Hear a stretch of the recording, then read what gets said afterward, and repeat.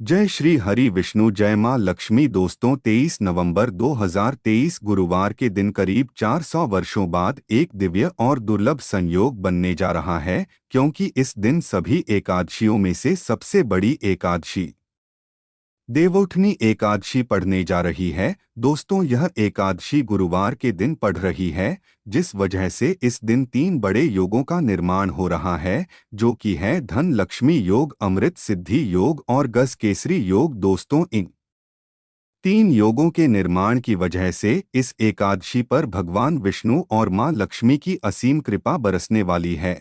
और अगर इस दिन आप चुपचाप किसी को बिना बताए तुलसी के नीचे यह एक चीज बांध देते हैं, तो आपकी सभी समस्याओं का हल संपूर्ण रूप से हो जाएगा। दोस्तों, एक साल में करीब 24 एकादशी पड़ती है और 23 नवंबर को पढ़ने वाली एकादशी सभी एकादशियों में सबसे बड़ी मानी जाती है। इसलिए इस दिन तुलसी से जुड़ा यह अचूक उपाय आपकी हर परेशानी को हल कर देगा, चाहे वह धन को लेकर हो या सेहत या संतान की प्राप्ति को लेकर। इसलिए दोस्तों, वीडियो को आखिर तक जरूर देखें। और दोस्तों, अगर आप भी अपने जीवन में भगवान श्री हरि विष्णु की कृपा पाना चाहते हैं, तो इस वीडियो को लाइक करके कमेंट में जय श्री हरि, जय मां लक्ष्मी लिखना ना भूले। दोस्तों, हर साल कार्तिक मास के शुक्ल पक्ष की एकादशी तिथि को देवउठनी एकादशी मनाई जाती है। देवउठनी एकादशी का दिन श्री हरि विष्णु को समर्पित है।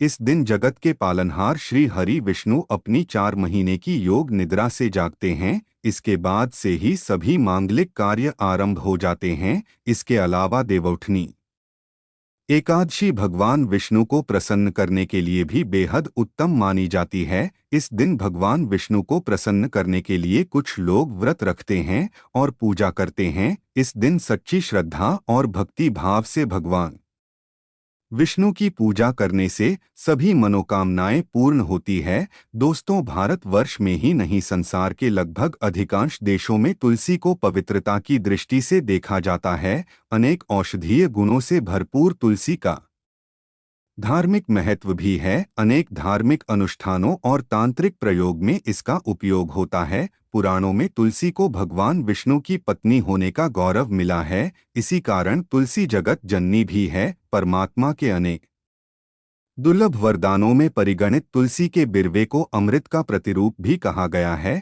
जहाँ तुलसी का पौधा लगा होता है, वहाँ ब्रह्मा विष्णु शंकर यानी त्रिदेव का निवास होता है। और तुलसी की पूजा करने से महापातक भी उसी प्रकार नष्ट हो जाते हैं, जैसे सूर्य के उदय होने पर अंधकार नष्ट हो जाता है। शास्त्रों के अनुसार जिन घरों में तुलसी का पौधा, उस घर में सुख शांति और समृद्धि बनी रहती है। भगवान विष्णु की पूजा और प्रसाद में तुलसी का पत्ता होना सबसे जरूरी माना जाता है, क्योंकि इसके बिना पूजा पूर्ण मानी जाती है। इन्हीं कारणों से सभी हिंदू परिवारों में तुलसी का पौधा लगा होना जरूरी हो जाता है। अगर आपके घर में भी तुलसी है, तो सुख शांति और समृद्धि के लिए तुलसी माँ को चुनरी अवश्य चढ़ानी चाहिए। लोग जाने अनजाने में कई गलतियां कर देते हैं। वे तुलसी का पौधा तो लगा लेते हैं, लेकिन तुलसी माँ को चुनरी नहीं उड़ाते, जिसके कारण उन्हें फलों की प्राप्ति नहीं हो पाती। हमेशा याद रखें, माता तुलसी को चुनरी अवश्य चढ़ानी चाहिए। तुलसी पर चुनरी जरूर चढ़ानी चाहिए। तुलसी न केवल एक पौधा है,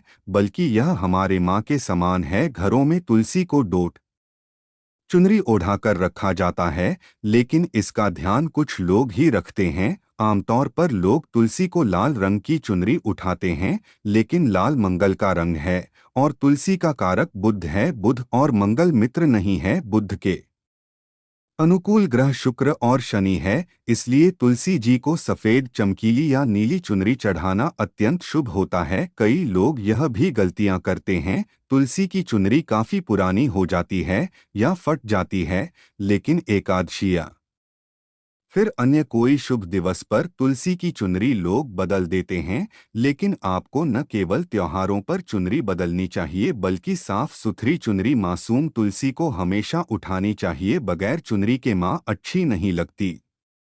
तुलसी माँ नाराज होती है और आपको फलों की प्राप्ति नहीं हो पाती है। दोस्तों, तुलसी में कई दिव्य शक्तियाँ विराजमान हैं। जो लोग तुलसी विवाह कर आते हैं, उन्हें कभी कष्ट नहीं आते होती है। स्वर्ग की प्राप्ति। माँ बड़ी प्रसन्न होती है। शालिग्राम और तुलसी का विवाह करने से सारे अभाव, कलह, पाप, दुख और रोग दूर हो जाते हैं। दोस्तों, तुलसी के पास यह चीज कभी ना रखें। तुलसी माँ होती है क्रोधित। जहाँ तुलसी का पौधा होता है वहां आपको अपने मुख से कड़वे बोल नहीं बोलने चाहिए। इसके आसपास जूते, चप्पल, झाड़ू, पोछा आदि रखना भी पाप माना जाता है। तुलसी के आसपास थूकना भी घोर अनर्थकारी माना जाता है। तुलसी के पास जल से भरा हुआ पात्र कभी नहीं रखना चाहिए। साथ ही तुलसी में दीपक जलाने के बाद दीपक को वहां से हटा देना चाहिए, क्योंकि तुलसी के नीचे बुझा हुआ दीपक रखना शुभ माना गया है। तुलसी के पौधे में शिवलिंग, गणेश जी की प्रतिमा रखनी नहीं चाहिए। तुलसी के गमले में कोई अन्य पौधा नहीं लगाना चाहिए। तुलसी का पौधा जहाँ भी हो वहाँ पर सदैव साफ सफाई होनी चाहिए। तुलसी के पास कपड़े नहीं सुखाने चाहिए। तुलसी का पत्ता नाखून से नहीं तोड़ना चाहिए। माता क्रोधित हो जाती है। तुलसी के पत्ते सूख कर गिर जाते हैं, उन्हें कूदे में नहीं डालना चाहिए, पानी में या मिट्टी में दबा देना चाहिए। तुलसी का पत्ता रविवार को नहीं तोड़ना चाहिए और न ही रविवार को तुलसी की पूजा करनी चाहिए। बाकी हर दिन तुलसी की सुबह पूजा करनी चाहिए और शाम के वक्त दीपक जला देना चाहिए। अक्सर महिलाएं स्नान के बाद खुले बाल में ही तुलसी को जल देती है। तुलसी को भगवान से सदा सुहागिन रहने का वरदान मिला है। ऐसे में सौभाग्य में वृद्धि के लिए बालों को बांधकर और मांग में सिंदूर लगाकर तुलसी में जल अर्पित करना चाहिए। दोस्तों, चाहे मर जाना लेकिन भूल कर भी ऐसी तुलसी कभी घर में मत लगाना, नहीं तो आपके घर में हमेशा परेशानी आएगी। ऐसी तुलसी कभी ना लगाएं। दोस्तों, कभी भी गंदी मिट्टी में तुलसी का पौधा मत लगाना। इससे नकारात्मक ऊर्जा का साया प्रवेश कर जाता है और माता तुलसी नाराज हो जाती है। घर में सूखी तुलसी नहीं रखी जाती, इससे मृत्यु का खतरा बना रहता है। घर की सुख समृद्धि सब खत्म हो जाती है। घर में किसी की होने से माता लक्ष्मी कभी बात नहीं करती, चाहे कुछ भी हो जाए। अगर आपकी तुलसी गई है तो इससे यह पता चलता है कि आने वाले समय में आपका बहुत बुरा समय आ सकता है। शास्त्रों में बताया जाता है कि सूखी तुलसी घर में लगाने पर माँ तुलसी का अपमान माना गया है। ऐसे घर से हमेशा हमेशा के लिए तुलसी माता क्रोधित रहती है। दोस्तों, मासिक धर्म में किसी भी पौधे में पानी नहीं डालना चाहिए, खासकर तुलसी में तो भूल कर भी नहीं। ऐसा करने से तुलसी का पौधा सूख सकता है और घर की सुख शांति भंग हो सके। तुलसी के पौधे में नियमित साफ सफाई करनी चाहिए। तुलसी के पौधे में केमिकल नहीं डालना चाहिए। तुलसी में हमेशा खाद्य पदार्थ, आठ या कंपोस्ट ही डालना चाहिए। दोस्तों, तुलसी के पौधे में जल देते समय पैरों में चप्पल नहीं होनी चाहिए और वह जल आपके पैरों में गिना नहीं चाहिए। इससे धन हानि का खतरा बना रहता है, व्यक्ति को पाप लग जाता है। तुलसी माता के नियमित दर्शन करने से व्यक्ति को स्वर्ग की प्राप्ति होती है। सकारात्मकता का संचार पूरे घर परिवार पर बना रहता है। दोस्तों, तुलसी के पत्ते को नाखून से नहीं तोड़ना चाहिए। तुलसी के पत्ते नाखून से तोड़ने पर व्यक्ति को बीमारी लगती है,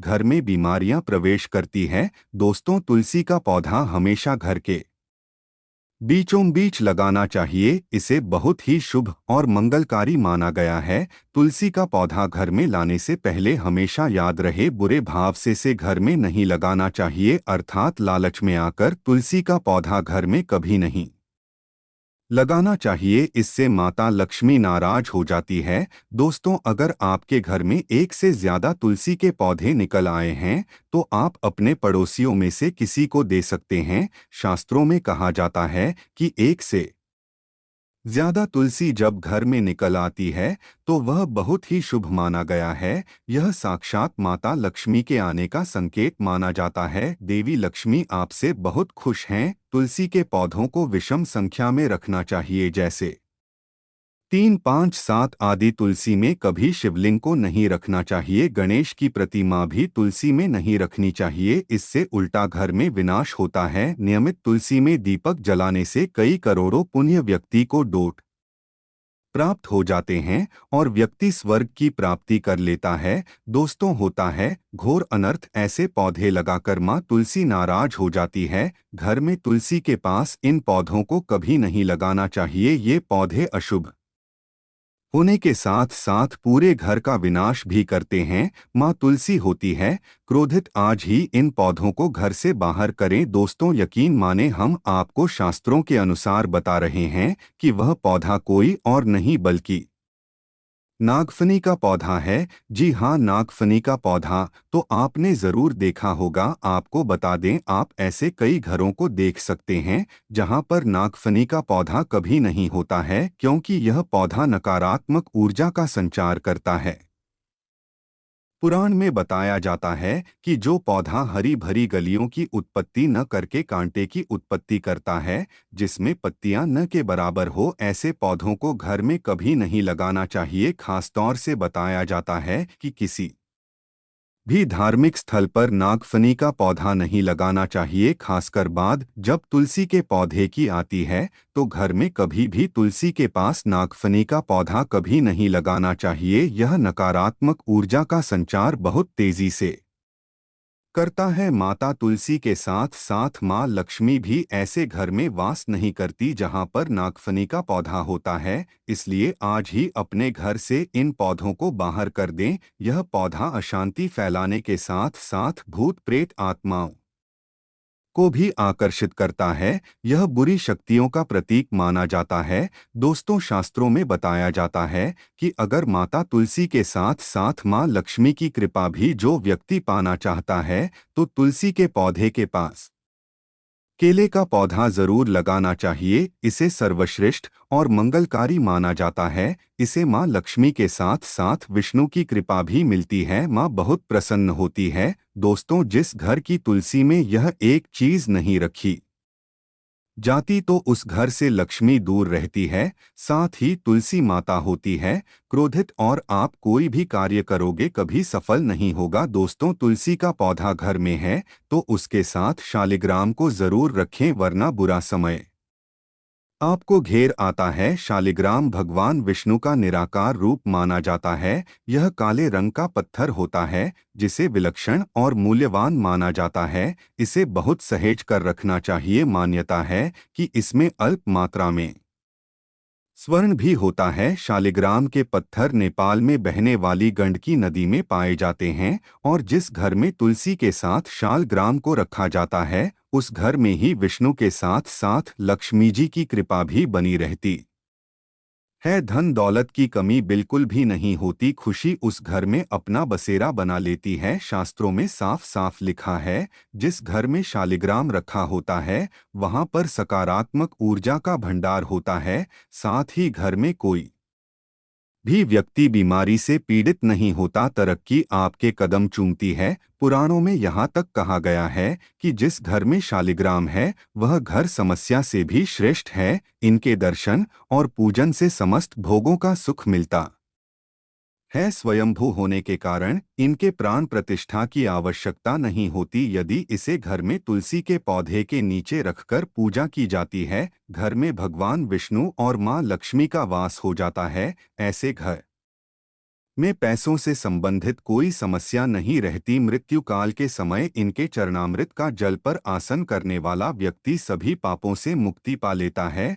वह विष्णु लोक को चला जाता है। यह चरणामृत औषधि के समान होता है। जो इसका सेवन करता है उसका पुनर्जन्म नहीं होता। चरणामृत ग्रहण करने के बाद बहुत से लोग सिर पर से हाथ फेरते हैं, लेकिन शास्त्रीय मतानुसार ऐसा नहीं करना चाहिए। इससे नकारात्मक प्रभाव बढ़ता है। चरणामृत हमेशा दाएं हाथ से लेना चाहिए और श्रद्धा भक्ति पूर्वक मन को शांत रखकर ग्रहण करना चाहिए। इससे चरणामृत अधिक लाभप्रद होता है। जिस घर में शालिग्राम का नित्य पूजन होता है उसमें बाधाएं अपने आप खत्म हो जाती है। यदि आप घर में असली शालिग्राम ले आए हैं लेकिन उसकी ठीक से नियम से देखभाल नहीं कर पा रहे हैं, तो इसका उल्टा प्रभाव देखने को मिलेगा। घर में सिर्फ एक ही शालिग्राम की पूजा करनी चाहिए, विष्णु की मूर्ति से कहीं ज्यादा उत्तम है शालिग्राम की पूजा करना। शालिग्राम पर चंदन लगाकर उसके ऊपर तुलसी का पत्ता रखा जाता है। प्रतिदिन शालिग्राम को पंचामृत से स्नान कराया जाता है।